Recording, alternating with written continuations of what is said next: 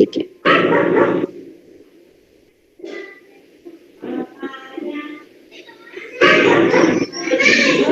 Ayan, so good morning po sa ating lahat.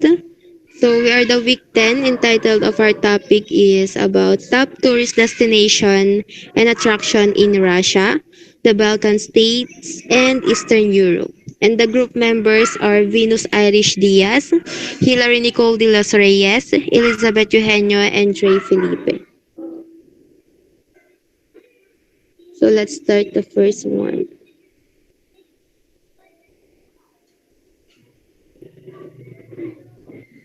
The largest country in the world by area had a population of 144.7 million according to the 2001 census, not including 2,482,450 people living in the annexed Crimea Peninsula, up from 142.8 million in the 2010 census. It is the most populous country in Europe and the 90th most populous country in the world, with a population density of 9 inhabitants per square kilometer. The overall life expectancy in Russia at birth is 70.1 years. From the 1990s to 2001, Russia's death rate had exceeded its birth rate, which has been called a demographic crisis by analysts. Subsequently, the nation has a growing population, with the median age of the country being 40.3 years. In 2009 naman, Russia recorded annual population growth for the first time in 15 years. And during the mid-2010s, Russia had seen increased population growth due to declining death rates, increased birth rates, and increased immigration. However, since 2020, due to excess deaths from the COVID-19 pandemic, Russia's population has undergone its largest peacetime decline in recorded history. In the total fertility rate across Russia was estimated to be 1.5 children born per woman, which is below the replacement rate of 2.1 and about equal to the European average. Russia is a multinational state, home to over 193 ethnic groups nationwide. In the 2010 census, roughly 81% of the population were ethnic Russians, and the remaining 19% of the population were ethnic minorities.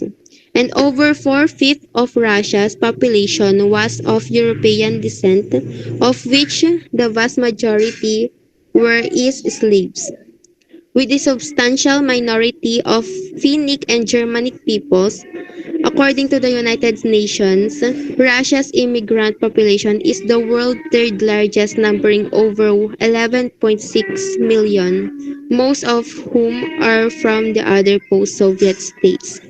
Okay, so for our next reporter, Mr. Dre Felipe. So the top 10 tourist destination and attraction in Russia. Number 1 is the Trans-Siberian Railway, part of the longest railway system in the world. The classic Trans-Siberian Railways runs from Moscow to Vladivostok, a city near Russia's borders with China and North Korea. Began in 1891 by Tsar Alexander III and completed by his son, Tsar Nicholas II, in 1916. The line is known as the Route of the Tsars. Most travelers use the train as overnight accommodation from one destination to the next.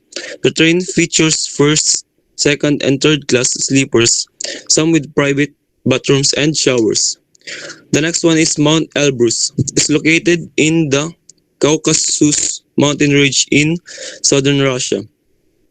At 5,642 meters, Elbrus is included as one of the 7 summits, the highest summits on each of the planet's 7 continents, attracting both experienced and novice mountain climbers.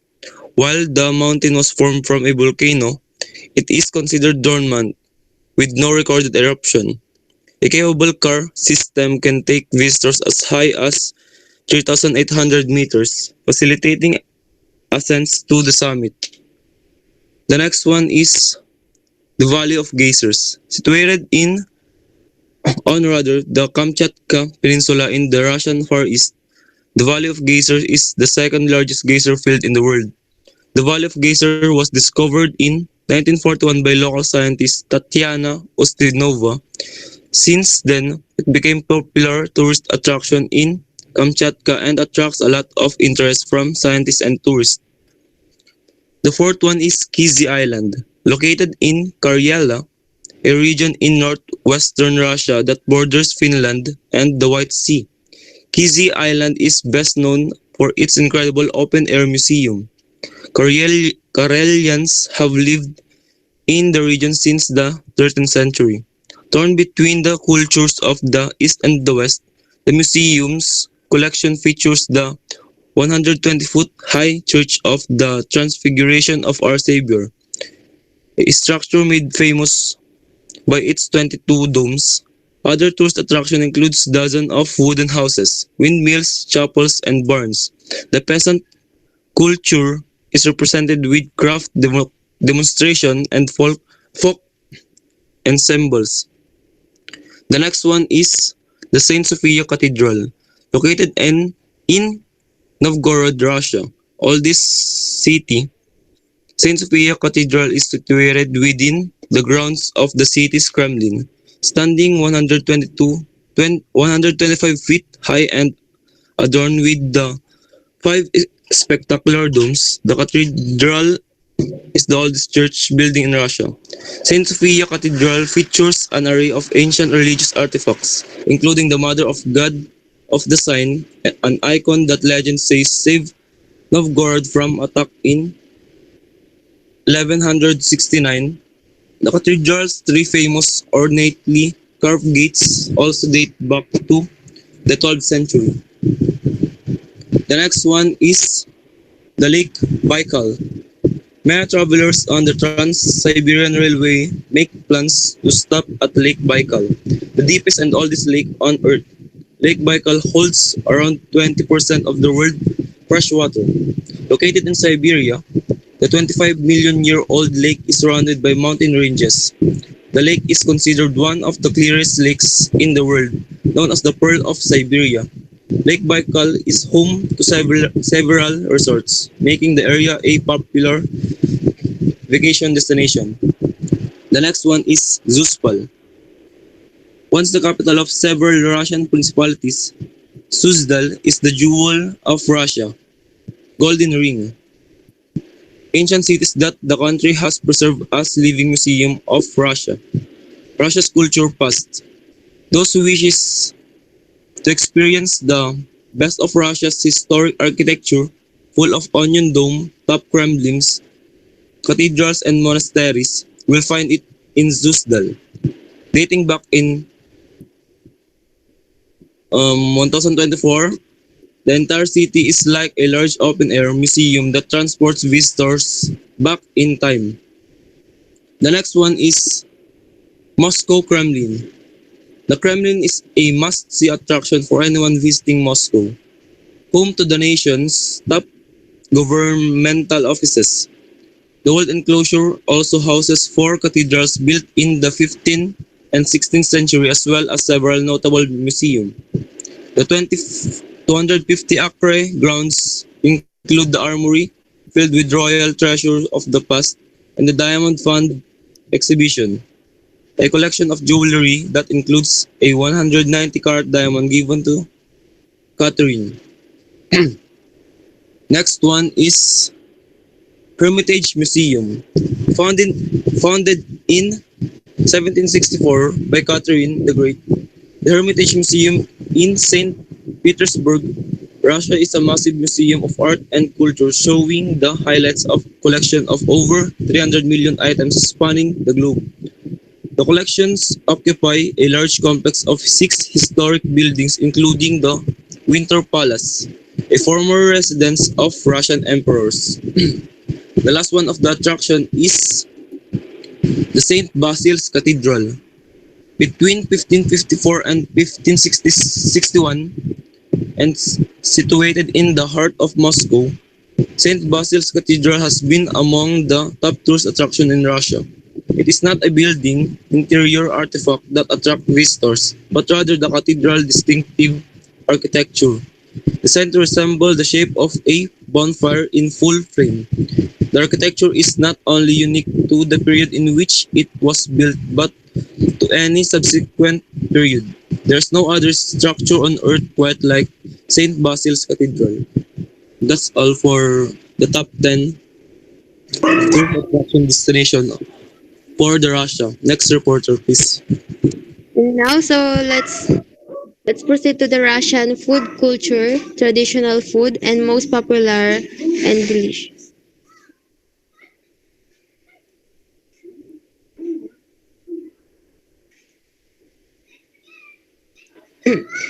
But before that, the traditional Russian food is devoid of green vegetables and fruits, mainly because of the fact that the country experiences long and very severe winters. Ingredients most commonly found in traditional Russian food are bread, soups, butter, eggs, meat, and potatoes.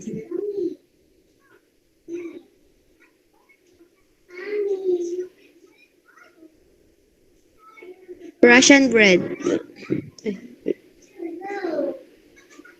The Russian bread. Bread is the integral part of traditional Russian food. Black bread, also called rye bread, is always there on a Russian table. It is the staple food item in Russia, and people love it. It is also considered a symbol of health and wisdom. Next is soups. Russian cannot live without soups. There are many different varieties of hot soups loved by Russians. The most popular soup in Russia is called borscht. It is prepared using meat and beet and served with sour cream. Another soup in traditional Russian food is siki, which is made using cabbage. It also contains mushrooms, meat, flour, and many types of spices. People eat it with rye bread. Next is meat in traditional Russian food. As I mentioned above, meat is a Russian favorite. Stroganoff is one food item from Russia that has become very popular all over the world. Beef pieces, after sauteing, are served along with sour cream. People eat it with either white rice or pasta. There are dozens of variations of this traditional beef recipe available in different parts of Russia. Next is fish. Recipes made using fish are also popular among Russians. Many conservative Russians eat fish on days when they are fasting as beef is considered inappropriate. One very popular Russian snack made of fish is the kushi. It is often served before the main course in a meal. Fish is preserved through salting and smoking and is pickled to be converted in zakushi. Next is Russian peas. Russian pies are popular across the world because of their softness and wonderful taste. One of the most popular pies here is called pierogi. They are actually stuffed buns containing either meat or eggs with rice and onion. And now let's proceed to the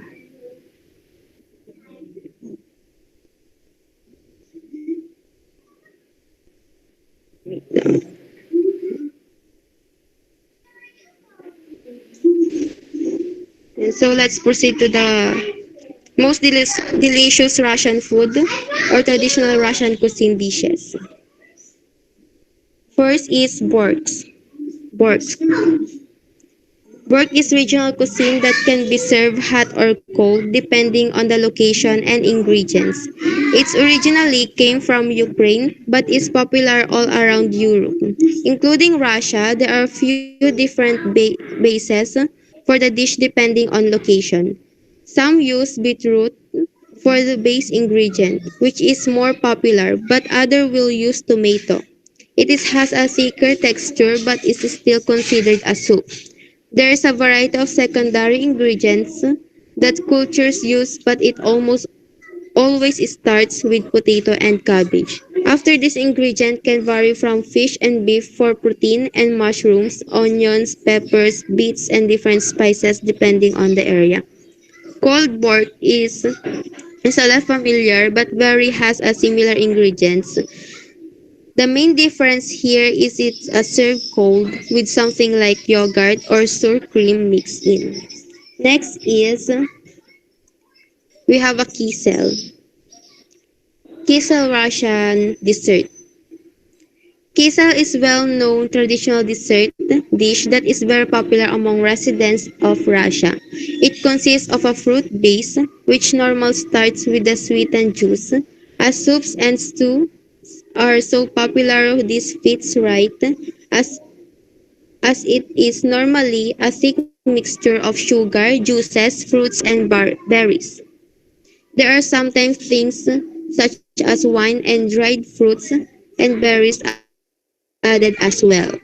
To the juice and sugar combination to thicken, it is normal to add either cornstarch, potato starch, or arrowroot. Kisel is also another dish that tastes delicious whether it is served hot or cold. Next is caviar, which is a Russian caviar. Caviar is well known across the world as the food that defines wealth and great taste. As most know, caviar is made from the eggs of different fish. Price normally depends on the rarity of the fish used to make the dish. If you want traditional caviar, it's supposed to be made from the eggs of a sturgeon caught in either the Black or Caspian Sea. It has evolved over time and is now made from various types of sturgeon from all over the world. It is a very salty dish that requires a certain palate type. Next is pas- pastilla or pastels. It's a pastilla Russian fruit confectionery. This sweet dish originates from 17th century Russian, which can be roughly translated to a loaf of pie. That is exactly what it is when you think about it.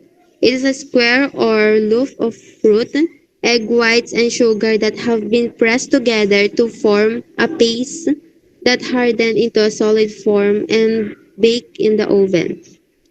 There are many different fruits used to this delicacy, but traditional pastilla are made from apples or berries. This has been a popular side dish to serve with tea or to have as mid-meal dessert. Next is the dress herring salad Russian. This dish this dish has is a very interesting combination of ingredients and is not for the faint of heart. This herring under a fur coat is actually a type of main dish salad. It is starts with salted herring on the bottom and this is covered in a mixture of root vegetables. After the carrots and potatoes, you add chopped onions and a type of mayonnaise. The final layer of the salad contains green purple beetroot and another layer of mayonnaise. Dressed herring is a meal normally eaten during holidays and in some occasions contains apple for sweetness. Next is pelmeni. These little meat-filled pastas may be more familiar when called a dumpling. Just like their Asian relatives, this can consist of a large variety of fillings. This filling can contain meat or be completely vegetarian as it's such a versatile vessel that it stands up to a lot of ingredients and cooking methods. Pelmeni is a popular in many areas of Eastern and Northern Europe, including Poland and Siberia. Because of immigration, these delicious ear breads are getting popular in North America as it gets more culturally diverse. The pelmeni can be cooked either by pan frying, oven baking, or deep fried depending on where you are. Next is pierogi or pierogi Russian foods. We have another bite size offering in the pierogi or something known as the little pierogi. As with the last entry, they are very versatile and change feeling depending on culture and region. Differing from pelmeni, the pierogi is more in the range of bread than a pasta. The look of this food will change drastically as you look around the world. You can find them in Eastern and Central Asia, as well as countries such as Finland. The food is very popular in many areas as a street dish because of its size and portability. Next is Alenka chocolate. Alenka is a brand of chocolate that has its roots in Russian history. The most popular of their chocolate is the milk chocolate. It's one of the highest earning chocolate brands in all Russia and is recognized everywhere. A big part of recognition comes from the very unique packaging they have used since the 1990s. There are quite a story behind how the packaging with the young girl face came to be, but that is completely different topic. You cannot to go to any convenience store in Russia without seeing this face smiling back at you. Next is Olaidi. Olaidi Russian pancakes or Oladi. These are traditional Russian breakfast dish that are different form of pancakes. There are hundreds of different variations of the Olaidi and it's sometimes called blini and Oladi, depending on who you are talking to. You can also range quiet a bit in size and thickness and it's hard to pinpoint what the traditional size was. Some say they were brought from France and originally came from the very thin French crepe. Regardless of the origins, they are a staple of any Saturday morning breakfast in a lot of Russian homes. Next is Olivier salad. The Olivier Russian traditional original salad. So, this traditional Russian salad that is popular in many places around the world but still mostly eaten in its home country, Russian Federation. If you were anywhere in North America, you would hear this called a Russian salad and the derivative, very popular Russian dressing. The main version of the salad that is served in Russia consists of a boiled mixture of potatoes, protein, eggs, carrots, peas, and other vegetables. The dressing used in the salad has a mayonnaise base with things such as white or red wine vinegar and a form of vegetable oil.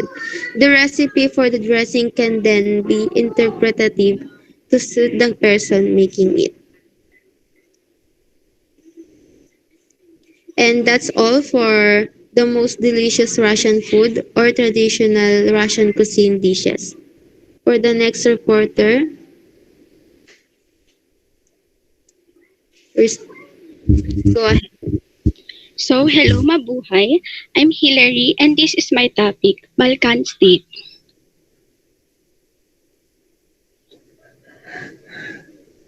Next. What is Balkan? The term Balkan is used more generally for the region. It includes states in the region which may extend beyond the peninsula, and it's not defined by the geography of the peninsula itself. It is also known as Balkan Peninsula, that bordered from the Adriatic Sea in the southwest, the Aegean Sea in the south, Turkish Strait in the east, and the Black Sea in the northeast.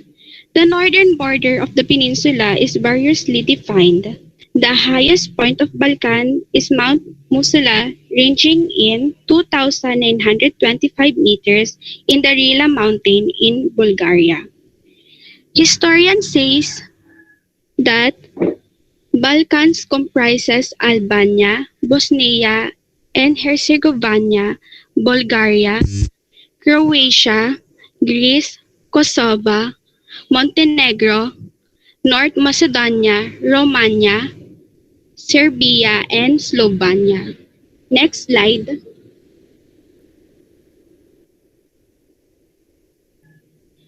When traveling through the Balkan countries, you will find that this part of Europe is particularly rich in the folklore and traditions. Here are the list of their country's custom. First of the list is Croatia. In this country, greetings are usually exchanged in the shape of kisses. Everybody kisses everyone. Next slide.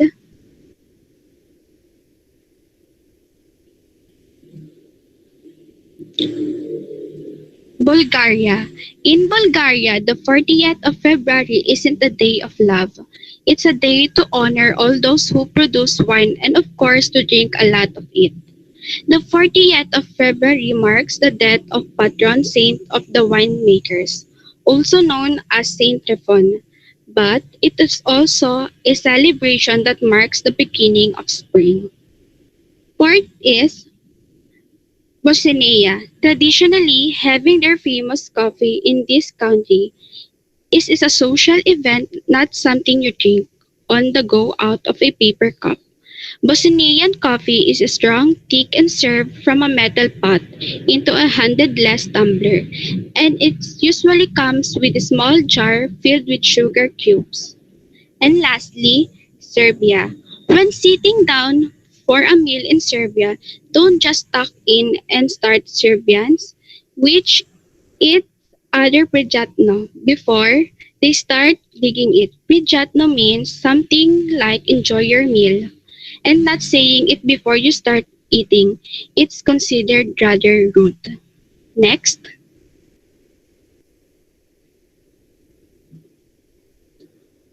we will come and talk about their traditions. And this is the five things we should know about the Balkan. First is there are varying definitions of Balkans regions. The Balkan are usually said to include Albania, Bosnia, and Herzegovina, Bulgaria, Croatia, mainland Greece, Macedonia, Serbia, Kosovo, Montenegro, part of Turkey, and Slovenia. Each of these countries offers something unique to active travelers. Second is Balkan is Turkish for mountains. The Balkans are covered in the magnificent and rugged mountain range that are natural paradise for hikers. Next,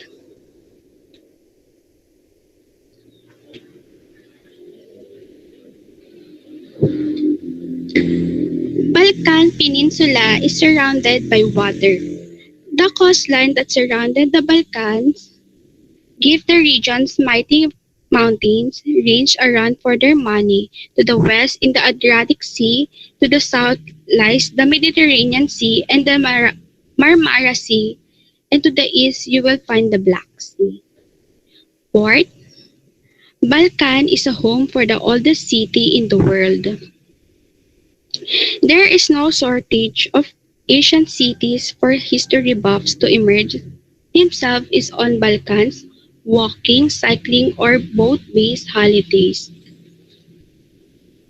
And fifth, Balkan is renowned for its stunning architecture. From churches to castles and museums, you will find aspiring architectures throughout the Balkan region.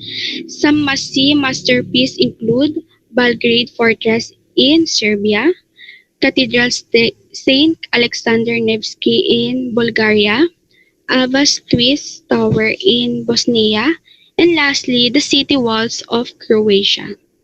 Next, what is Balkan food? Balkan food refers to the regional cuisines of country wholly or partially belonging to the Balkan Peninsula.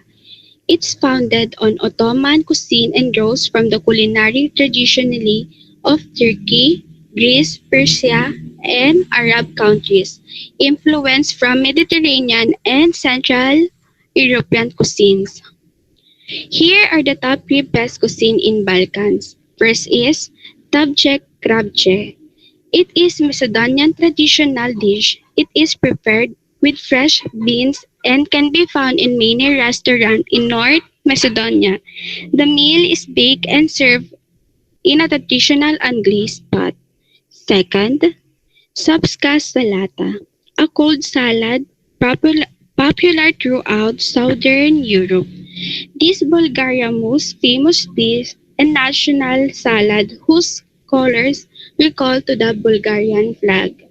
And lastly, Bayrek, the Balkan equivalent of an English pastry, a phyllo pastry that is prepared in a large pan and stuffed with goat cheese, spinach, potato, mincemeat, or even mushrooms. Thank you.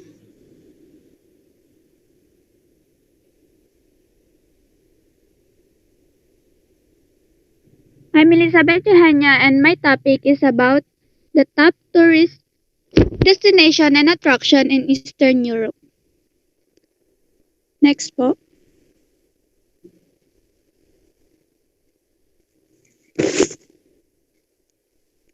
First, Eastern Europe is hidden Europe and unknown to travelers for many years, but they are now discovering its many villages, mountains, beaches, and cultural gems.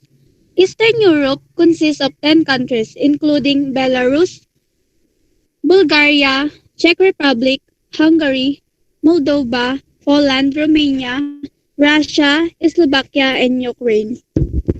Here are some top tourist attraction and destination in Eastern Europe. First is the Charles Bridge. From Prague, Charles Bridge Castle across the famous church bridge to the Old Town Square, the Czech capital offers history and architecture that rivals any European. Charles Bridge is also one of the most recognizable bridges in Europe, and it is located in the right heart of Prague. It's particularly famous for its many fine old statues.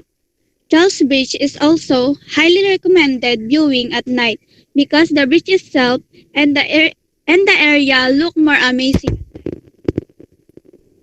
Prague is about 60 miles northwest of Pilsen, the birthplace of Pilsner style beer. So you'll find it in bars on every corner. Next po.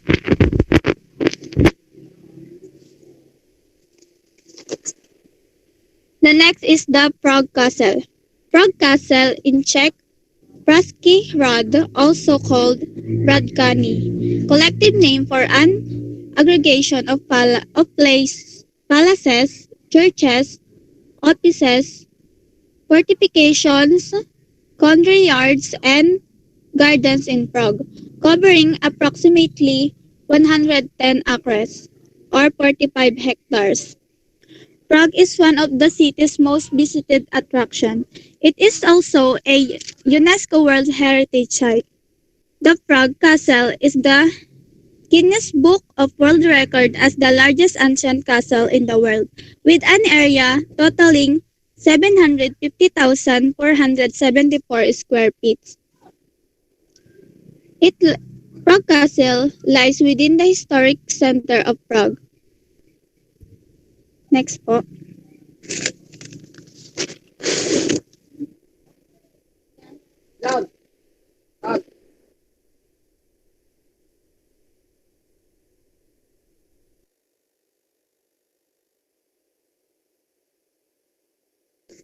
Next is the Buda Castle in Budapest.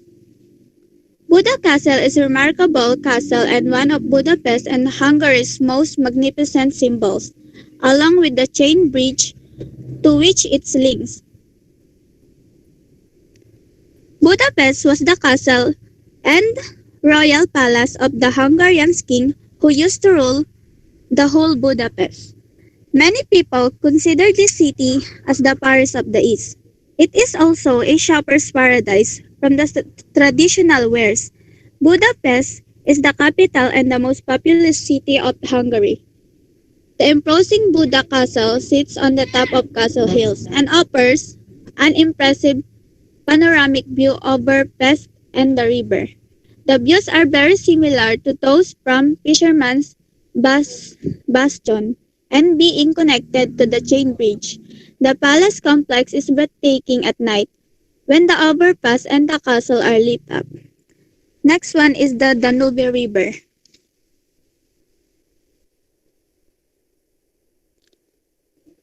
The Danube River is the second longest river in Europe. For hundreds of years, it has been an important route for trade and travel throughout Central and Southeast Europe. The castles and fortresses along the river's banks once protected great empires. Some of them now draw tourists to the area. The Danube River is widely known as one of the Europe's cultural landmarks. It is also one of the Central Europe's most vital sources of fresh drinking water because of its immense volume of water.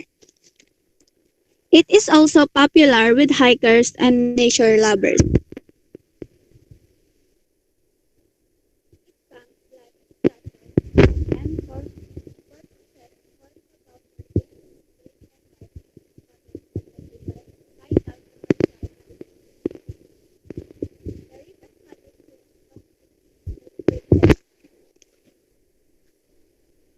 Split. Split is one of Croatia's large and most vibrant city. With its sparkling blue water and ancient sites and streets, the seaside Croatian city of Split mixes stunning scenery with old world charm. The place, which was originally built to the Roman Emperor Diocletian's retirement home, is now one of the liveliest places in the city with restaurants, bars, and shops. Split is the center is shaped by the beautiful Diocletian Palace. Local also called Split as the sportiest city in the world, and it is biggest Dalmatian city. The next one is the Tallinn.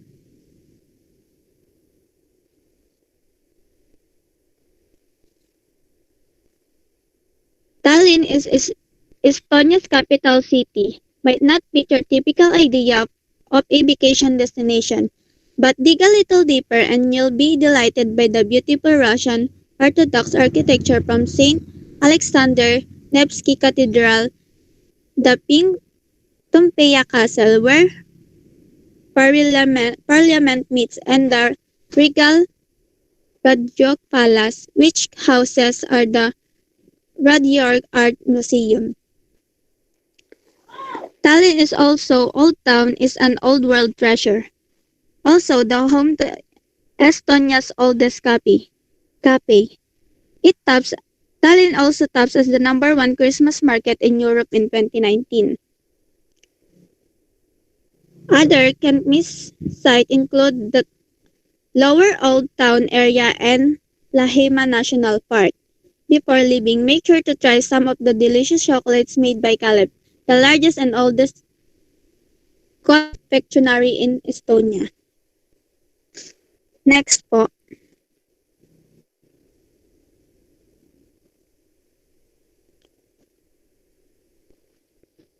Next is Bucharest. Bucharest is located in Wallachia. Many of Bucharest's tourist attractions of insight into the city's communist history, including the Palace of Parliament, which features 1,100 rooms and built as the second largest administrative building in the world. Bucharest is one also of the biggest cities in Eastern Europe. It is also often referred to as Little Paris and New Berlin. It is also known as home of one of the largest, heaviest building in the world.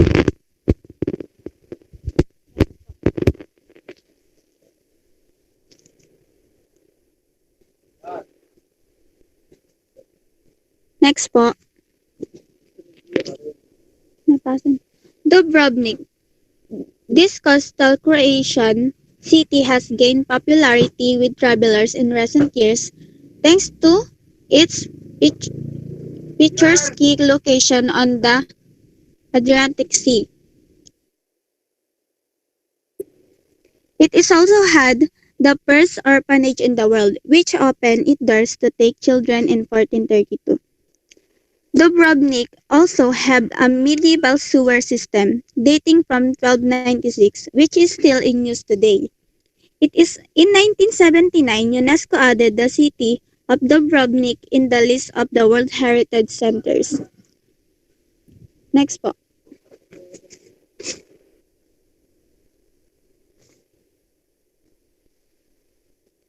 Lake Balaton.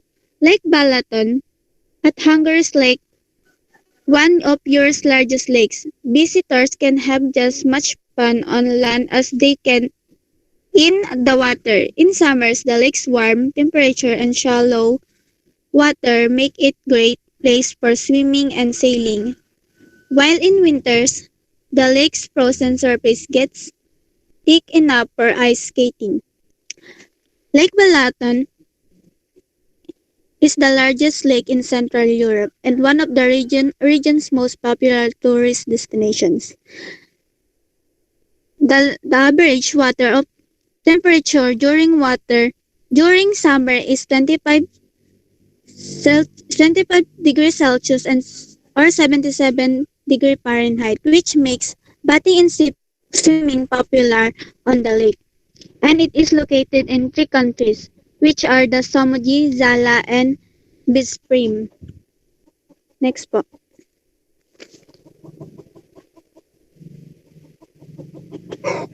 The last one is the Montenegro. Montenegro is less than 3,400,000 acres or is slightly smaller than the size of Connecticut. But what this destination lacks in size, it more than makes up for its charms. Montenegro is also known as the land of Black Mountains.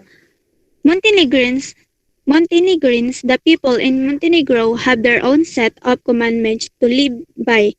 Among them are love thy bed as you love thyself. If you see someone resting, help them. And if you have the urge to work, sit down, wait, you'll see it will pass.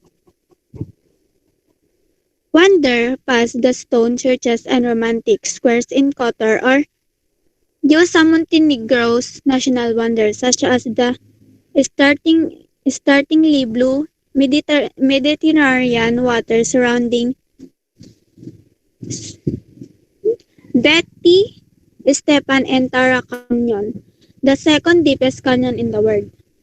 Next po.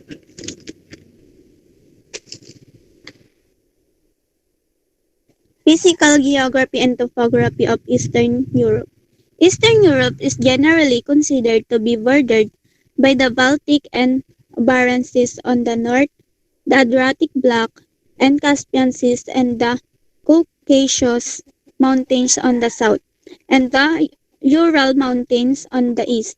The western area of the region is largely glaciated plains. Next po.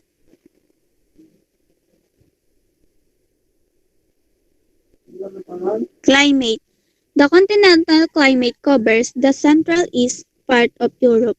Main characteristic of the climate types are cold and long-lasting winters and predominantly hot summers.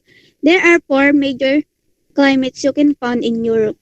Europe contains dry climates, temperature climates, humid continental climates, and polar climates. Next po.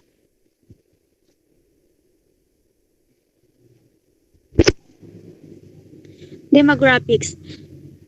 The current population of Eastern Europe is 292,011,623 as of Monday, October 24, 2022. This is based on the latest United Nations estimates. Eastern Europe population is equivalent to 3.76% of total world population. Next po.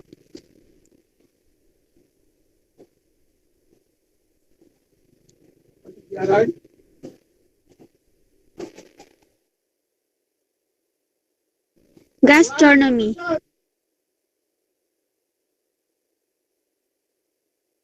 The cuisines of Eastern Europe is blend of health, pleasant dishes, groaning bowls of steaming dumplings, sauerkraut, perfuming the air, beet soup, striking a colorful pose alongside elegant gourmet offerings like precious little appetizer and fancy tortes. In both in both comfort foods and more complex dishes, the ingredients are always simple. It's the preparation and sauces that set them apart. Eastern Europe gastronomy also perched by the natural resources of the region that finds their way into many recipes. Next po.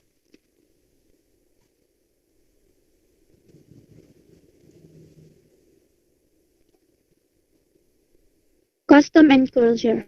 Here are some of the Eastern Europe culture and custom.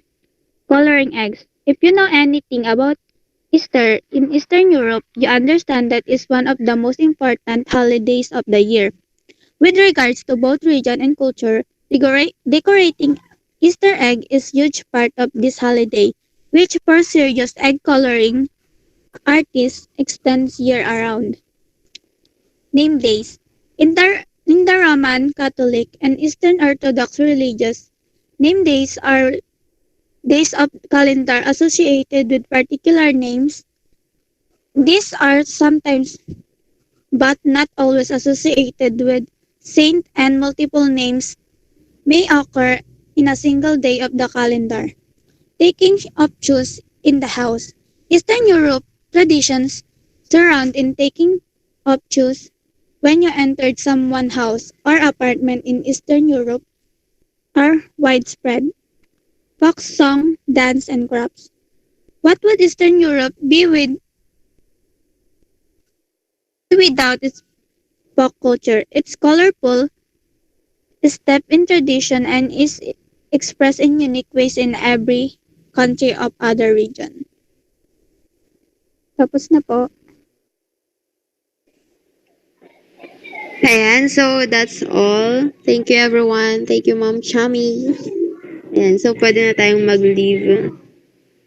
Bye-bye!